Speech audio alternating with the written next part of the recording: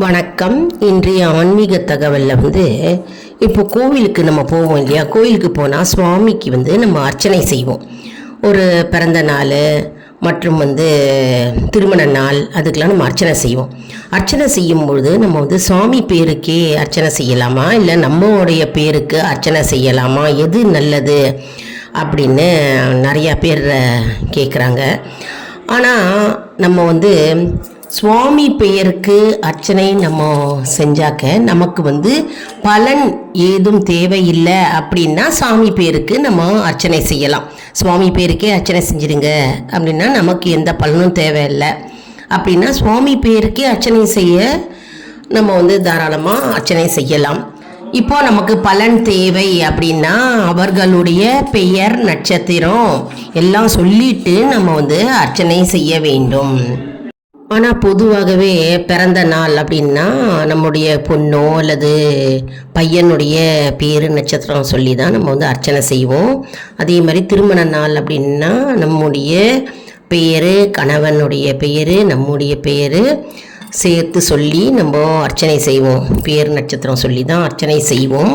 But ஆனால் பொதுவாகவே நிறைய பேர் இந்த கேள்வி தான் கேட்குறாங்க, சாமி பேருக்கு அர்ச்சனை செய்யலாமா இல்லை நம்மளுடைய பேருக்கு அர்ச்சனை செய்யலாமா, எது நல்லது அப்படின்னு கேட்குறாங்க. அதாவது நமக்கு எந்த பலனும் தேவையில்லை அப்படின்ற பட்சத்தில் சுவாமி பெயருக்கே அர்ச்சனை செய்து விடலாம். சரிங்களா? இப்போது டவுட்லாம் கிளியராக எடுத்தா ஒரு சப்ஸ்கிரைபர் கேட்டுட்டு இருந்தாங்க, அதுக்கு தான் இந்த பதிலுங்க. அதே மாதிரி அர்ச்சனை செய்ய போகிறோம் அப்படின்னா நம்ம கோவிலுக்கு வெற்றிலை, பாக்கு, பழம் மற்றும் பூக்கள், கண்டிப்பாக பூக்கள் எடுத்துகிட்டு போகணும். அப்புறம் தேங்காய் எடுத்துகிட்டு போகணும். கண்டிப்பாக தேங்காய் இருக்கணுங்க அர்ச்சனை செய்யணும் அப்படின்னா. அப்புறம் ஊதுபத்தி நம்ம எடுத்துகிட்டு போகலாம். அப்புறம் கற்பூரம் எடுத்துகிட்டு போகலாம். மற்றும் நம்ம பிரசாதம் கூட அர்ச்சனை செய்யணும் அப்படின்னா பிரசாதம் கூட நம்ம செஞ்சு எடுத்துகிட்டு போகலாம் கோவிலுக்கு.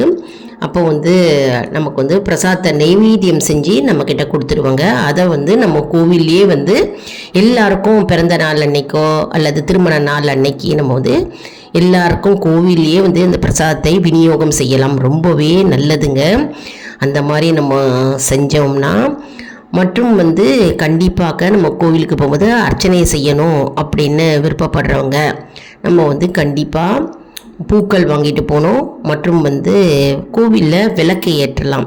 அதாவது நெய் தீபம் அல்லது நல்லெண்ணெய் தீபம் கண்டிப்பாக 2 விளக்கு ஏற்றி வைத்து நம்ம பிரதட்சணம் சுற்றணும். பிரதட்சணமாக நம்ம கோவில் பிரகாரத்தை சுற்றணும். நம்ம சேனலை லைக் பண்ணுங்கள், ஷேர் பண்ணுங்கள்.